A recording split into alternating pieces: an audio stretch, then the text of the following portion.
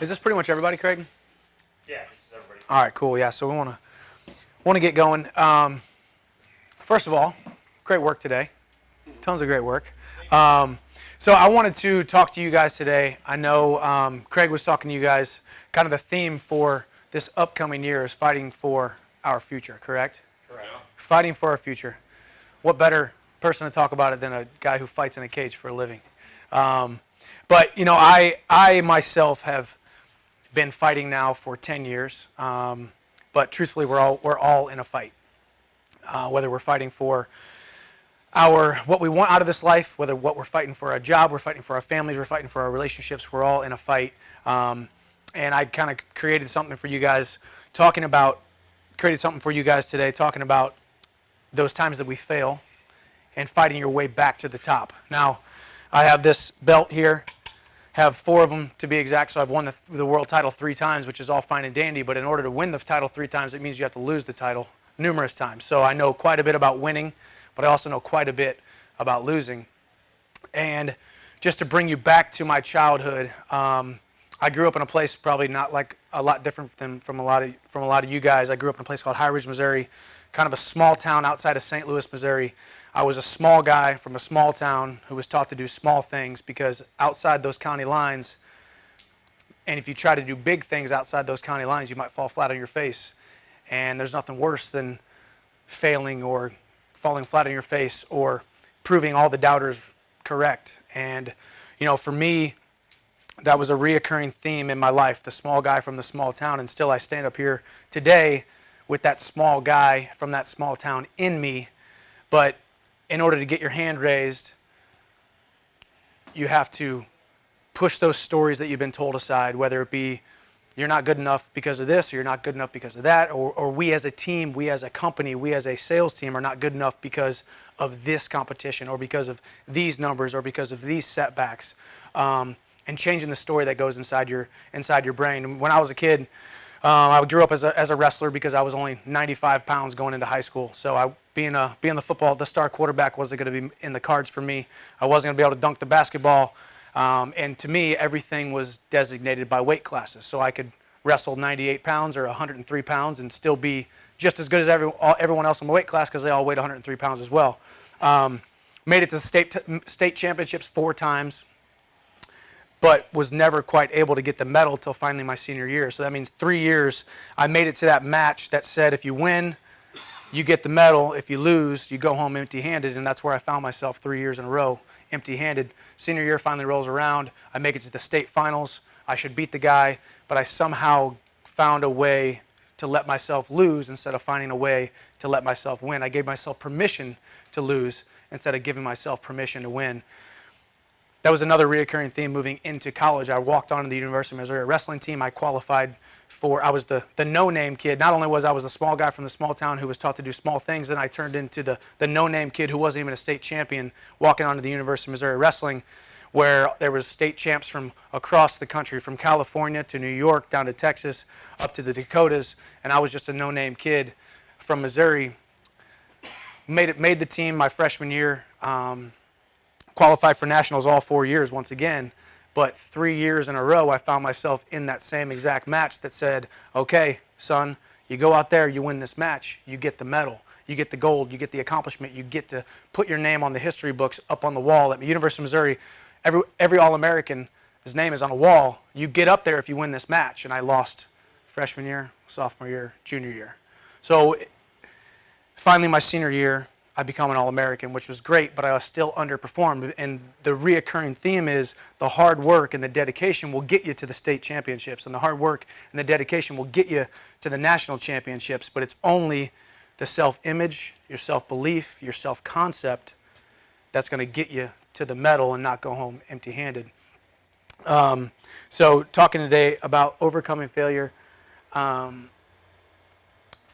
and fighting your way back to the top. And what I've meditated on we're going to get into my story, how I lost 3 fights in a row, 688 days without a win.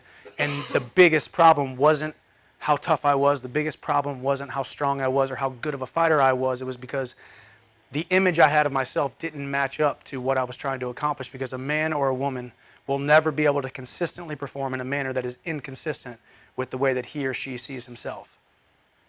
And the word we want to key in on here is consistently. You will find success every now and then. You will find success every now and again. But if you want to find the consistent success, you have to believe that you deserve the consistent success. A man or a woman will never be able to consistently perform in a manner that is inconsistent with the way that he or she sees himself. And I would tell my coaches I want to be a national champion. I want to tell my coaches I want to be a world champion. I would tell all of you that I want to be the best in the world and I want to be up in the bright lights, but truly inside myself, I knew that I didn't truly believe that. And that's why I was never able to consistently perform in a manner that was inconsistent with the way that I saw myself. 688 days. I want to share a story with you guys here in a few minutes that talks about the hardest almost 2 years of my life. So if you guys don't know the math of what each year is 365 days, 2 years is 730 days. I went 688 days without winning a fight because I got shot out of a cannon. I became an All-American at the University of Missouri in 2009. March of 2009. I fought my first fight in August of 2009, and I went on a 12-fight win streak. I didn't lose for 4.5 years. Had 12 fights. I finished 9 of those 12 fights in the first or second round. 7 of those 12 fights in the first round. So to say that I got used to winning and winning fast and winning violently was an understatement. I would go out there, win a fight quickly, collect my paycheck, and on to the next one. But what I didn't realize was when I was telling everybody I wanted to be the best in the world, and I would lift the weights, and I would do all the sparring, and I would do all the wrestling, and all the grappling, and all the stuff we just did out there on the mats to build up my physical body, what I realized what was slipping was my mental image of myself, and what I wasn't doing was mitigating the risk of, as soon as some adversity hit, my self-image going straight to the dump. And that's very true in this company. That's very true on your sales team. Very true in your businesses, on your sales calls, on your routes, on your territories. If you aren't building yourself up and getting ready for the next setback, the confident expectancy of great things happening, but also being prepared for a setback and having yourself built up, having that account, that self-image account, and the confidence account built up so much that whenever you dip into it, when you do have a setback, it's not a death sentence. This picture right here, you'll see this is a man that I respect tremendously. This guy named Eddie Alvarez. I had beat him just a couple years before. He was number 3 ranked guy in the world. That's when I won my first world title. But you see that man back here is an image of me, and you guys can probably tell. Luckily, I'm in the background of this picture, but left eye is completely swollen shut. Right eye is 3/4 the way swollen shut. 16 stitches above my left eye, 12 stitches below my left eye, 18 stitches above my right eye, 8 stitches in the inside of my lip, and another 8 on the outside of my lip. But it wasn't the physical wounds that I took that day that really messed with me. Yeah, I peed blood after the fight, and yes, I had a couple broken ribs, and yes, I was in pain. But as soon as that man right there, the other man, the opponent, Eddie Alvarez, got his hand raised, immediately I thought I wasn't ready for this. All the lies that I had been told about, maybe he's just a hype train, maybe he's just he's all hype right now, maybe he's just this and he's just that and it's not going to last. Immediately when I lost that fight, I started to believe in that moment, and I started to believe those lies that I was told. And as I said, it wasn't, although I had a lot of physical wounds that I could show, it was more the mental and the internal wounds that really did me in. And as I said, I didn't win another fight for 600-something days after. So this was a day that changed my life forever. And truthfully, it was a huge blessing because now I can sit here and talk to you guys about this today. And this is how it very much changed my life. But I did 3 things after this first loss that were my detriment, that changed my life forever. And now this talk wouldn't be very beneficial if I didn't tell you those 3 things and then also tell you how I turned them around. So first thing I did was I went into hiding. Immediately we have this innate ability. I have a 3-year-old son. He's the most beautiful human creature on the entire earth. But whenever he does something wrong, He doesn't want to make eye contact. He wants to kind of run away. He wants to look away. He wants to hide himself. And I think for some reason that's our human nature. And it's funny, this picture, this is a perfect depiction of this kid I found off of Google Images. It's obviously just a kid hiding behind a tree. And although it's kind of funny, we're all 20-something, 30-something, 40-something, 50-something, yet this is what we are. Our natural reaction is to do when we have a bad performance or we have a bad sales call or a bad sales meeting or a bad month or a bad whatever. We want to go into hiding. Yes, I lost the fight, but it was very much a win in a lot of regards. I still got a paycheck and I still got a ton of respect. You don't get beat up that badly in a fight of the year and don't gain a ton of respect. I was up for a World MMA Award, so that means Ariel Helwani and MMA Fighting and ESPN and Luke Thomas and all of the big MMA media outlets and worldwide MMA media outlets were calling me, yet I wasn't taking their phone calls, their emails, their text messages because I didn't want to be seen in public. I got offered the chance to go accept my World MMA Award and present another award, yet I wanted to hide behind my failure.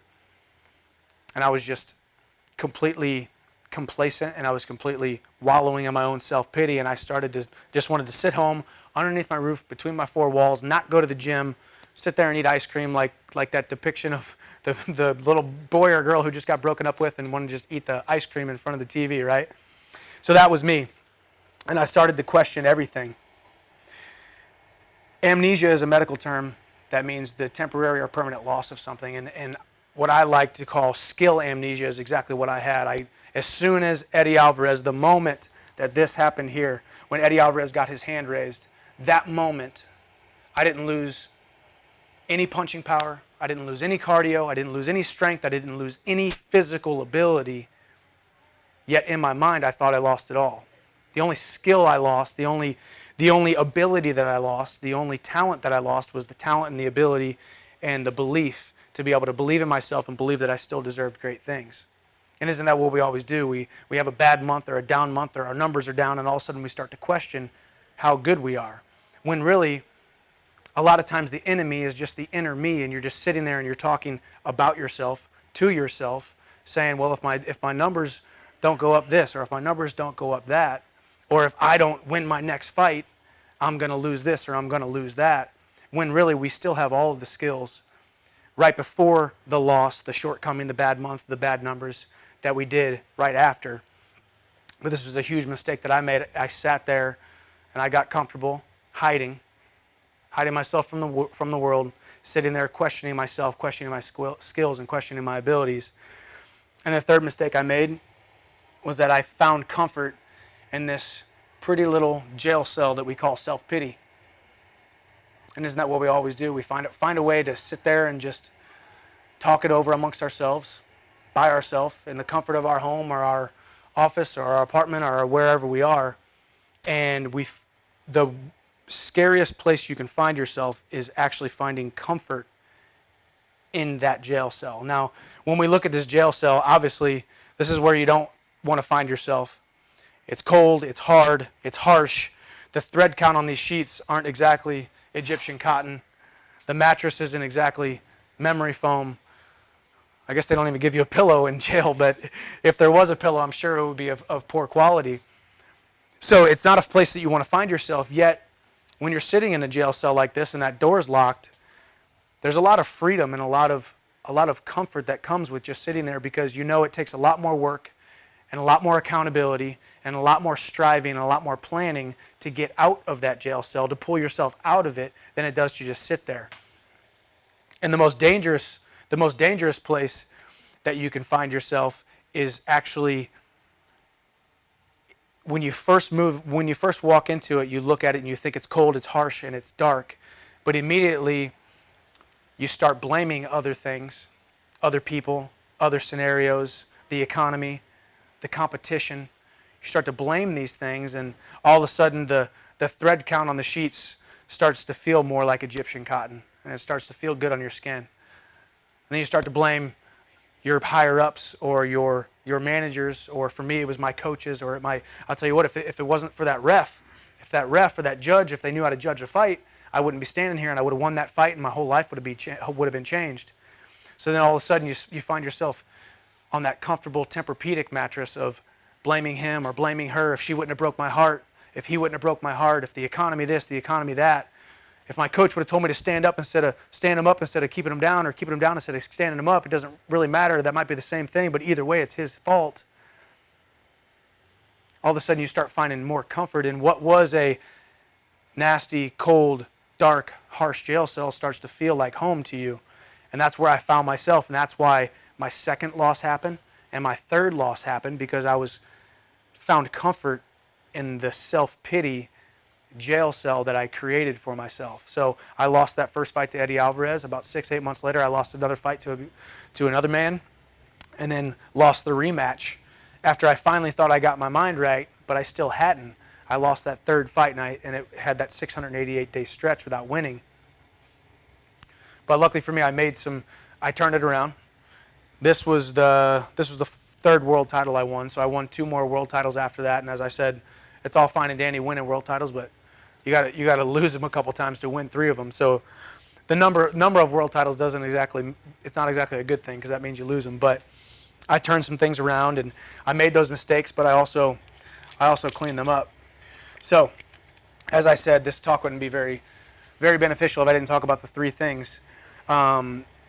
Those 3 things, and how I learned those lessons from those 3 things. And I like to talk about coming out of hiding or not hiding by telling you guys a story. If you guys look at this picture on the left, there's a red picture and a blue picture. This picture here on the left is the one that's predominantly red. This was May of 2009. So I'm world champion. I got this belt right here. I'm the 155 world champion. I'm going out. I'm going to fight the featherweight 145-pound champion. I'm the champ. He's lighter than me. I'm supposed to win. I walk out there in Chicago, Illinois, in front of about 20,000 people. I'm confident. I did everything right. I'm good to go. I go out there. Within the first minute of the fight, I get punched in the back of the ear. If anybody knows what the equilibrium is, and if you watch fighting, you'll know that the good Lord blessed you with a button back here behind the ear called the equilibrium. You get punched in it. You don't know which way's up. You don't know which way's down. You lose your balance. You go down. All of a sudden, a couple punches get rained on me. Ref jumps in, waves the fight off. I look up and say, what the heck just happened? I'm prepared. I worked extremely hard. I've been working on my self-image. I'm right where I needed to be. I'm in a good place. Yet it wasn't going to stop this bad thing from happening. But it's what happened after the fight that I want to share with you, and I think it's a metaphor for life. I get done with the fight, shake his hand. I try to be the best loser I possibly can, and I put my shirt on. I got my shorts on with the sweet monster claw and all that. So I look cool, look good. I cut that shirt off. Cut the shirt off like Mike Tyson too. Everybody remember Mike Tyson back in his heyday? He cut out the neck, he cut out the sleeves. Man, he's looking tough. He's about to go out there, boom, he get knocked out in the first minute. So that's neither here nor there. But so I walk back to the locker room, and I have this exact shirt on. Like I said, all Mike Tyson'd out, cut the neck out, cut the sleeves off, and I get back to my locker room, and I got the shirt on, and I sit down. Coaches don't know what to say. I don't know what to say. Wife doesn't know what to say. And I'm feeling this overwhelming just disgust with the sport, myself, the equilibrium, the punch. I should have zigged when I should have zagged, and blah, blah, blah, blah, blah. So I have this shirt. I'm like, okay, you know what? I'm going to go shower. I just want to go shower so we can get to the press conference, get to the hotel, get out of this arena. I'm tired of hearing the crowd. I'm tired of hearing people win, people lose, whatever. And anybody ever taken their shirt off like by the neck? I had the shirt on. Had the shirt on like this, and I grab it by the neck, and I pull it over my head, and I start to do this, and I'm about to rip this shirt in half. I was about to go Hulkamania on it. And I thought to myself, no, Michael, don't do it. Number one, you've been here before. Show your family and your coaches that you're a champion. You're going to handle this like a champion. And your wife's sitting right there. Don't let her think that you're a crazy psychopath and you might kill her someday. Don't. So I almost ripped this in half, and I don't. I stop, and I'm just like, okay, throw the shirt down, and whenever I go take a shower, I'm there in the shower, and I'm wiping my hair, and I look down at the crease of my elbows, and you guys know when you wear a brand new shirt, you get those little fuzzies from the shirt, and I had them in the crease of my elbows, and I'm just like, I'm so disgusted with with this. I got to get the shirt off of me. I got to get the feeling of the shirt, the feeling of the loss, the feeling of the setback, the feeling of the failure. I got to get it off me. So I get out of the shower and I come back and I finally clean myself off, and then I'm picking all my stuff up. I throw all my stuff in my bag, and I grab that shirt. I'm like, oh, this stupid shirt. I want to forget everything about this fight. So I'm looking for the trash can. I can't find a trash can. I'm not going to leave it there because I'm not that kind of person. So I put it in my bag and I said, I'll throw it away later. I get home a couple days later and I'm cleaning out my bag and we're doing my laundry, and I pull out this shirt. I'm like, there's that stupid shirt again. Like that shirt that makes me feel like such a failure. That shirt that reminds me of the knockout. The shirt that reminds me of 25,000 people basically staring at me and laughing at me, and all the millions of people watching me on the team, and I got my sponsors who I'm supposed to win for, and all I'm doing is I lose. And this shirt reminds me of that. So I pull out, I'll never forget, I'm standing there in the kitchen and I pull out the trash can and I go to throw it away, and immediately I get this cold chill, and I'm getting chills thinking about it. I get this cold chill on my body, and that just said in my head, I said, Michael, put the shirt back on. And I get this weird sensation over me that said, just put the shirt back on. So immediately from there I said, babe, I'm going on a run. I put this shirt back on, and I go out and I go on the 5-mile run. I'm not a big runner, but I go on like a 5-mile run, and I get one of those really awesome runner's high runs. You ever been on a run where you just feel like you could take on the world because your endorphin levels are going through the roof and you just feel like you're the master of your own universe? I had one of those with this shirt on. I threw it in the washer. A couple days later, I came to this gym and I hit pads. Washed it. A couple days later, had a great wrestling practice. Had another run, had another lift, had 25 to 30 to 50 workouts in this exact shirt between that last fight and this fight here in the blue, which was just a couple weeks ago at the Saitama Super Arena. 30,000 people, the biggest arena I'd ever been in my entire life. And as fate would have it, I went out there and punched my opponent in the back of the ear, knocked him out in 2 minutes. Equilibrium went. I ran on top of him. Ref jumps in, and all of a sudden I'm the winner. And I wore this exact same shirt. And this is a big no-no. Here I'm talking to the Monster team. I'm not going to wear an old Monster T-shirt to a walkout. You don't do that. You want the logo crispy. You want the logo looking good. But for me, I had to do this for me. I'm going to put this exact shirt on, this exact thread count, these exact threads on my body to change my inclination, to change my view of the scenario. So as I said, it's a big no-no, and I'm not saying this is a superstitious shirt. I'm not saying you put this shirt on, you're going to be able to go knock somebody out, or you're going to get knocked out. I'm not saying it was the shirt. I'm saying it was the thought behind get back on the horse. As soon as you fail, give yourself a few moments to feel sorry for yourself, and I mean a few moments, and get back in the game. Get back in the fight. Throw yourself back into the fire, because a failure can only be erased by not failing. A failure can only be erased by success, and you can't have success when you're sitting at home mulling over your own thoughts, when you're twiddling your thumbs feeling sorry for yourself. Put the shirt back on. And that's what I did. And I won't wear this shirt again. I'll wear a new shirt because I think it's time to retire this one. But I'm glad I was able to use it here today. But put the shirt back on as soon as you fail. Instead of going into hiding like I talked about, put yourself back into the fight. Put yourself back into the arena. You are still you. I want to talk a little bit about Hank Aaron. Any baseball fans in here? We're all baseball fans. It's America. Hank Aaron, April 8th, 1974, steps up to the plate, line drive, left center field, number 715, just broke Babe Ruth's record, all-time home run king. Right away, Hank Aaron becomes all-time home run king in 1974. But what they don't tell you, at that exact moment when he stepped up to the plate for 715, he had almost 1,300 strikeouts, 1,264 to be exact. So that means he had to strike out 2 times to get 1 home run, yet somehow he's considered the home run king. And what they also don't tell you is that on April 6, 1974, just the game before, just 2 days before that, he went 0-3. And I'm not saying that was the worst game of his career, but I'm saying that's pretty darn bad. You can't do much worse than 0-3. So in order to, just like baseball, and that's the beautiful thing about baseball, you strike out, you have another 45 minutes to an hour, you get another at bat. You're almost forced to get another at bat. They put you back they put you back at bat because you're in a lineup.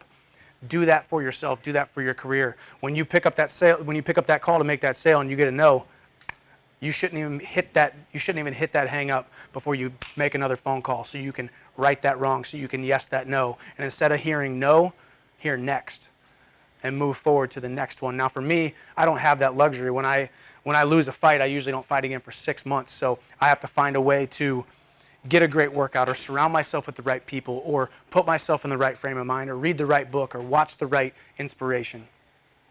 Hank Aaron, April 6th, went 0-3. April 8th becomes the home run king, and he had almost 2 times as many strikeouts as he did home runs.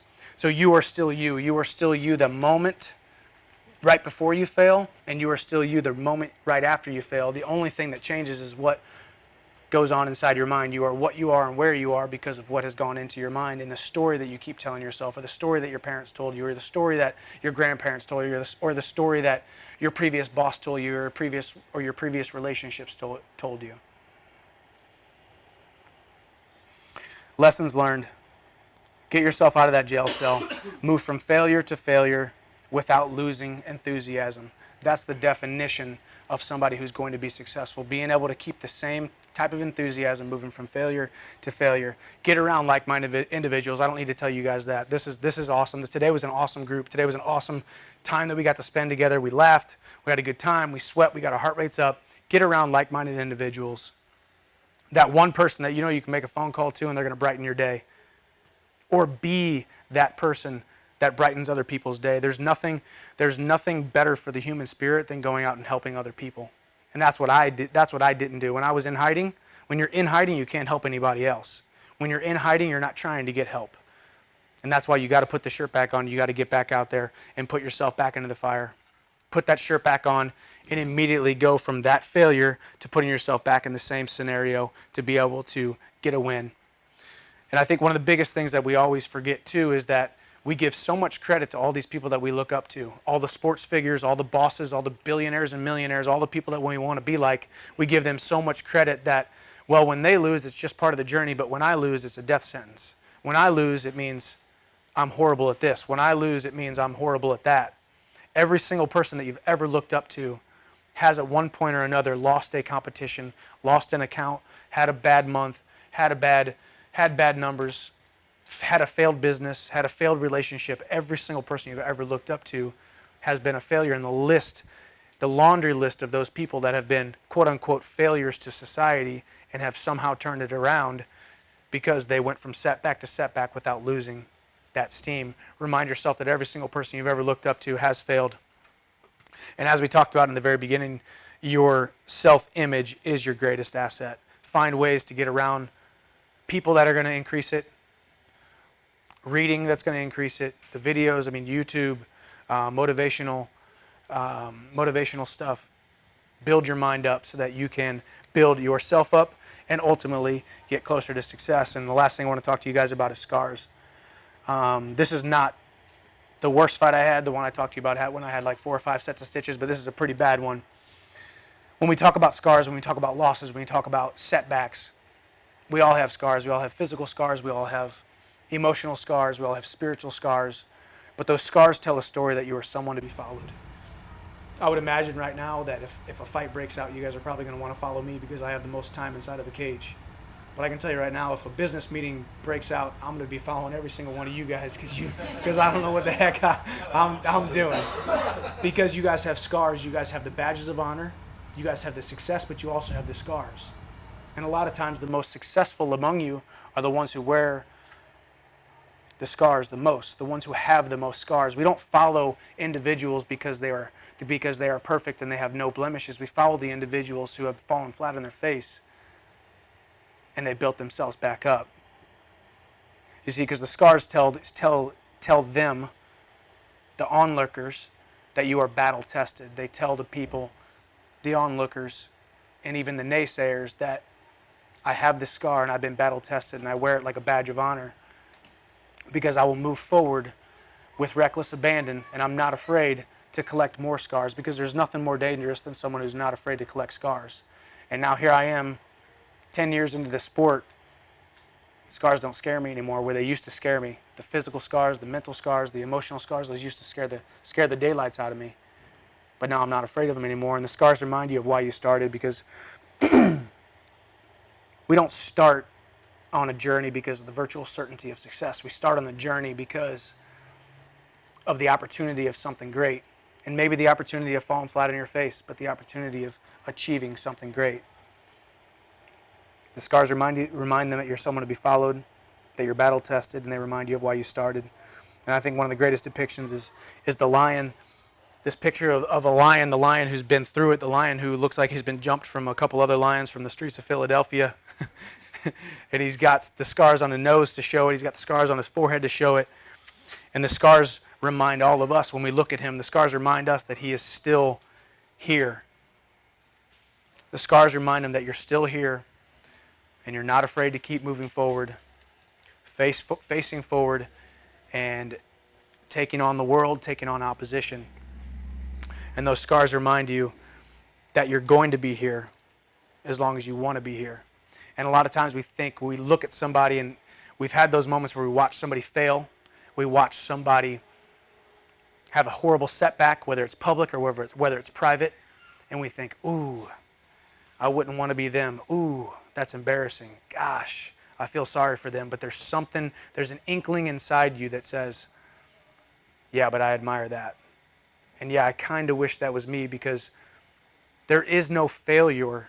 There is no failure without taking an extreme chance. And that's what we have to do. If you want to fight for your future, continue to take those chances. If you want to fight for the future of yourself, of your team, of this company, continue to take chances on yourself and moving forward with complete disregard to these scars that you will continue to accrue. And as I said before, I love the depiction of the lion, because I think the lion is one of the most majestic and most awesome animals in nature. And it's very interesting that I think it's been said that human beings are truly the only living organisms that don't reach their full potential. A tree doesn't just stop growing out of nowhere. It stops growing because there's either way too many roots around it, or there's other things sucking the life out of it, and then it stops. A flower doesn't just decide not to bloom. It blooms to its full potential. Everything that was created here on earth reaches its full potential except us humans, and it's because of our own self-limiting beliefs, and it's because of the limiting beliefs that other people put on us. And we have to ask ourselves, why, having been endowed with the courageous heart of a lion, do we live as mice? And I've lived as a mouse for a very, very long time. That little guy from that little town who was taught to do little things is still in here. And I have to corral him every single day, to try to duct tape him to the basement of my mind every single day, because he's constantly continuing to rear his head and tell me these lies that I've been told since I was a little kid. And I just urge you guys to continue to believe that you've been endowed with the courageous heart of a lion and refuse to live as a mouse. And I believe that there's going to be some amazing things for you individually, your team, and this company, because I've been a part of this company for almost going on a decade now, and I love every single personal touch that I've had. I love every single thing that we've done. I love the growth. I love the community. I love the initiative, and I love what we can do as a global brand, as far as the East is from the West and the North is from the South here on this earth. And I just want to say that it's an honor to be in the trenches with you guys and be in this fight with you guys. So let's continue to fight for our future. Continue to fight for what we believe in and what we believe is best for this company and our team. God bless you. Stay dangerous, and I'll see you at the top. Yeah.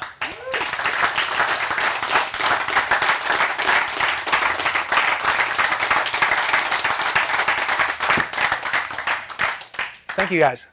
So today we just put the Monster sales team through a awesome little 1-hour workout, and then we kind of just talked about fighting for the future. That's the theme for this year: fighting for the future. How can we as a company, we as a team, we as a brand, a global brand, fight for the future of this company? Obviously, I'm a great guy to talk to when I talk about fighting. I've had a lot of wins, but also had a lot of losses, and fighting my way back from those losses. So today was just an awesome time to actually get some personal time with some of the people that make the Monster Energy brand tick. It's not just the claw, and it's not just the black and green, it's not just the global presence we have. We don't have that global presence without the awesome men and women in each and every single one of these departments that I got to spend some time with today. So it was an honor for me, it was a blessing for me, and we had a good time.